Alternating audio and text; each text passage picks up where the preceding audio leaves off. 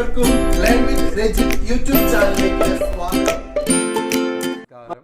ഏവർക്കും research officer four economics and statistics പരീക്ഷയുടെ പരിശീലന പരിപാടിയിലേക്ക് സ്വാഗതം. ഞാൻ രജിത് കുമാർ. റിസർച്ച് ഓഫീസർ എക്സാമിന് വേണ്ടി തയ്യാറെടുക്കുന്ന ഉദ്യോഗാർത്ഥികളുടെ ആവശ്യപ്രകാരം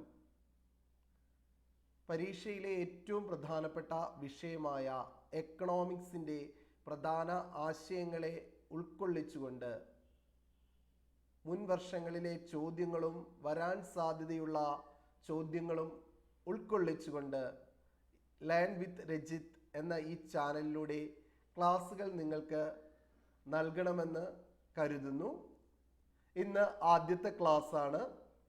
നമ്മളിവിടെ ഉദ്ദേശിക്കുന്നത് എക്കണോമിക്സിലെ പ്രധാനപ്പെട്ട ആശയങ്ങൾ ചർച്ച ചെയ്യുക, ആ ആശയങ്ങളുമായി ബന്ധപ്പെട്ട പ്രീവിയസ് ഇയർ ക്വസ്റ്റ്യൻസും വരാൻ സാധ്യതയുള്ള MCQസും ചർച്ച ചെയ്തു പോവുക. MCQs ചർച്ച ചെയ്യുന്നതോടൊപ്പം തന്നെ അതുമായി ബന്ധപ്പെട്ട മേജർ ഫാക്ട്സ് പരിശോധിച്ചു പോവുക എന്നതാണ്. ഇത്തരത്തിലുള്ള പഠനത്തിലൂടെ ഈ വിഷയവുമായി ബന്ധപ്പെട്ട് ഏത് തരം ചോദ്യങ്ങൾ ചോദിച്ചാലും കൃത്യമായ ആൻസർ ചെയ്യാൻ ഉദ്യോഗാർത്ഥികൾക്ക് സാധിക്കും. കാരണം PSC പരീക്ഷാ സമ്പ്രദായത്തിൽ വലിയ മാറ്റമാണ് ഇപ്പോൾ വന്നിരിക്കുന്നത്. അർത്ഥവത്തായി ആശയങ്ങൾ ഗ്രഹിച്ച ഒരു കുട്ടിക്ക് മാത്രമേ ശരിയായ രീതിയിൽ ഉത്തരം കണ്ടെത്താൻ സാധിക്കുകയുള്ളൂ. ഏത് തരത്തിൽ ചോദ്യങ്ങൾ ചോദിച്ചാലും ഉത്തരം കണ്ടെത്താൻ രീതിയിൽ ആശയങ്ങളെ വളരെ ലളിതമായി അർത്ഥവത്തായി മനസ്സിലാക്കുക എന്നതാണ് ഈ ചാനലിലൂടെ ഉദ്ദേശിക്കുന്നത്. നിങ്ങൾക്ക് ക്ലാസ്സുകൾ ഇഷ്ടപ്പെട്ടുവെങ്കിൽ തീർച്ചയായിട്ടും ഷെയർ ചെയ്യുക, സബ്സ്ക്രൈബ് ചെയ്യുക, നിങ്ങളുടെ അഭിപ്രായം രേഖപ്പെടുത്തുക. നമുക്ക് ക്ലാസ്സിലേക്ക് പോവാം. ഇന്ന് നമ്മൾ ചർച്ച ചെയ്യുന്നത് ഡീസെൻട്രലൈസ്ഡ് പ്ലാനിംഗ് ഇൻ ഇന്ത്യ എന്ന പോർഷനാണ്.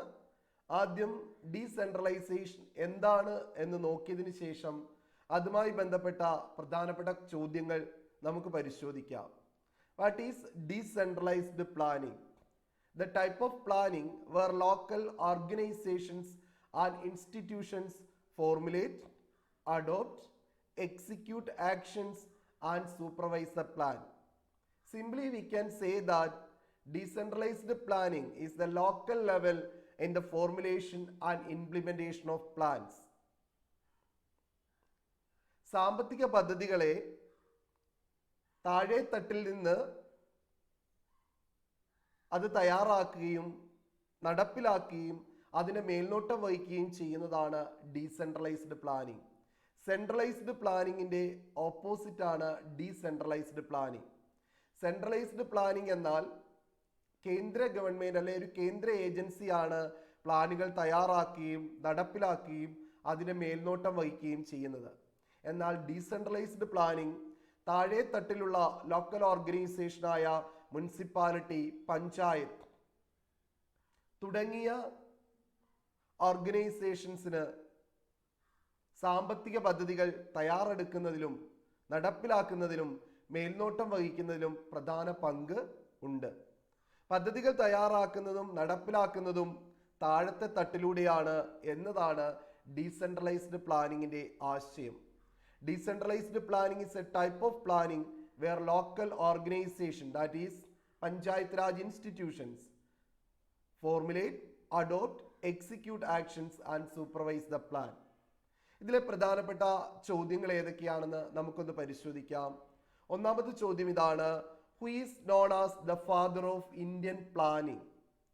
PC Mahalanobis, Jawaharlal Nehru, Visvesvaraya, Vignesh Iyer. Answer is M. Visvesvaraya. Answer C. M. Visvesvaraya. M. Visvesvaraya is considered as the father of Indian planning. He wrote a famous book, Planned Economy for India, published in 1934. India government gave Bharat Ratna in 1955. He was the 19th Diwan of Mysore, serving from 1912 to 1919. So, he is known as the father of modern Mysore state. The birthday of M. Visvesvaraya is September 15, is considered as Engineers Day in India, Sri Lanka, Tanzania. M Visvesvaraya ഇന്ത്യയുടെ സാമ്പത്തിക ആസൂത്രണത്തിൻ്റെ പിതാവ് എന്നാണ് അറിയപ്പെടുന്നത്. 1934 അദ്ദേഹം എഴുതിയ പ്രധാനപ്പെട്ട പുസ്തകമാണ് planned economy for India. 1955 അദ്ദേഹത്തിന് ഭാരത് രത്നം നൽകി ആദരിക്കുകയുണ്ടായി. മൈസൂറിലെ 19ാമത്തെ ദിവാനായിരുന്നു എം വിശ്വേശ്വരയ്യ. 1912 മുതൽ 1919 വരെയാണ് അദ്ദേഹം ദിവാനായി സേവനമനുഷ്ഠിച്ചത്. അദ്ദേഹത്തെ ആധുനിക മൈസൂർ രാജ്യത്തിൻ്റെ പിതാവ് എന്ന പേരിലാണ് അറിയപ്പെടുന്നത്. വിശ്വേശ്വരയ്യയോടുള്ള ബഹുമാന സൂചകമായി അദ്ദേഹത്തിൻ്റെ ജന്മദിനമായ സെപ്റ്റംബർ 15 എഞ്ചിനീയേഴ്സ് ഡേ ആയി ശ്രീലങ്കയിലും ഇന്ത്യയിലും തൻസാനിയയിലും ആഘോഷിക്കുന്നു. അടുത്ത ചോദ്യം ഇതാണ്: Who among the following formulated the Gandhian plan? A. Mahatma Gandhi, B. Sriman Narayan Agarwal, C. M.N. Roy, D. Mahalanobis. The answer is B.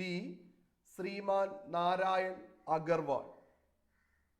He formulated Gandhian plan in 1944. Sriman Narayan Agarwal is inspired by the economics view of Gandhiji. This plan emphasizes on agriculture and promoting cottage and village level industries. Gandhian plan എന്നത് 1943 ശ്രീമാൻ നാരായൺ അഗർവാൾ ആസൂത്രണം ചെയ്ത സാമ്പത്തിക ആസൂത്രണ പദ്ധതിയാണ്. ഗാന്ധിജിയുടെ സാമ്പത്തിക ആശയങ്ങളിൽ ആകൃഷ്ടനായിട്ടാണ് അദ്ദേഹം ഇങ്ങനെ ഒരു പദ്ധതി രൂപകൽപ്പന ചെയ്തത്.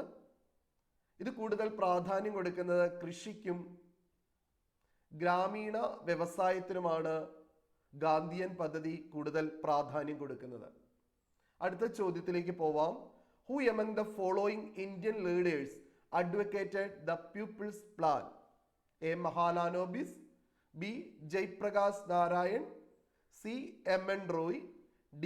Sriman Narayan Agarwal. The answer is C. M.N. Roy. The People's Plan formulated in 1945, formulated by the radical humanist leader M.N. Roy. The idea was borrowed from the Soviet type of planning. The plan is based on the Marxist socialism and advocated the need of providing the people with basic necessities of life. The plan highlighted agriculture and industrial sectors. The plan is an alternative to the Bombay Plan. 1945 people's plan നിലവിൽ വന്നത്. M.N. Roy ആണ് people's plan പദ്ധതി ആവിഷ്കരിച്ചത്. മാർക്സിൻ്റെ സോഷ്യലിസവും അതോടൊപ്പം തന്നെ ജീവിതത്തിൻ്റെ അടിസ്ഥാന ആവശ്യങ്ങളുമായി ബന്ധപ്പെടുത്തിയാണ് ഈ പ്ലാൻ തയ്യാറാക്കിയിട്ടുള്ളത്. ഇത് കൂടുതൽ പ്രാധാന്യം കൊടുത്തത് കൃഷിക്കും വ്യവസായ മേഖലയ്ക്കുമാണ്. ബോംബെ പദ്ധതികൾക്ക് പകരമായൊരു പദ്ധതിയാണ് പീപ്പിൾസ് പ്ലാൻ എന്നത്. സോവിയറ്റ് യൂണിയൻ്റെ പ്ലാനിംഗ് കടമെടുത്തുകൊണ്ടാണ് M.N. റോയ് പീപ്പിൾസ് പ്ലാൻ തയ്യാറാക്കിയത്. അടുത്ത ചോദ്യത്തിലേക്ക് പോവാം. What is known as a brief memorandum outlining a plan of economic development for India? A. 5-year plan, B. Bombay plan, C. Gandhian plan, and D. People's plan. The answer is A. Bombay plan. In 1944, 8 leading industrialists of Bombay, Purushottama Das, Thakur Das, J.R.D. Tata, G.D. Birla, Lala Sriram, Kasturbhai Lalbhai, A.D. Sharaf, Ardeshir Dalal, John Mathai. They are the 8 leading industries of Bombay. They plan for the economic development of India. That plan is known as Bombay Plan. The report of Bombay Plan is known as a brief memorandum outlining a plan of economic development for India. 1944 ഇന്ത്യയിലെ പ്രധാന വ്യവസായികളായിരുന്ന Purushottamdas Thakurdas, JRD Tata, GD Birla, Lala Shriram, Kasturbhai Lalbhai, AD Shroff, Ardeshir Dalal and John Mathai ഇവർ ചേർന്ന് ബോംബെയിൽ വെച്ച് ഇന്ത്യയുടെ സാമ്പത്തിക ആസൂത്രണ പദ്ധതി തയ്യാറാക്കുകയുണ്ടായി. ഇവരാണ് പ്രധാനപ്പെട്ട 8 വ്യവസായികൾ എന്നറിയപ്പെടുന്നത്. ഇന്ത്യയുടെ സാമ്പത്തിക വികസനത്തിന്റെ പദ്ധതിയായിട്ടാണ് ബോംബെ പ്ലാൻ അറിയപ്പെടുന്നത്. ബോംബെ പ്ലാൻ ആ പദ്ധതി തയ്യാറാക്കിയ റിപ്പോർട്ടാണ് a brief memorandum outlining a plan of economic development for India. അടുത്ത ചോദ്യത്തിലേക്ക് പോവാം. 5ാമത്തെ ചോദ്യമാണ്, in which plan advocated self sufficiency by curtailing the use of foreign technology and implementing land reforms and decentralized participatory planning? A. Bombay Plan. B. NPC. C. Visvesvaraya Plan. D. Sarvodaya Plan. So the answer is D. Sarvodaya Plan. The Sarvodaya Plan, formulated in 1950, formulated by the famous socialist leader Jayaprakash Narayan. The Sarvodaya Plan, published in January 1950. Jayaprakash Narayan, inspired by the Gandhian plan and Sarvodaya idea of Vinoba Bhave. Sarvodaya means universal uplift or progress of all.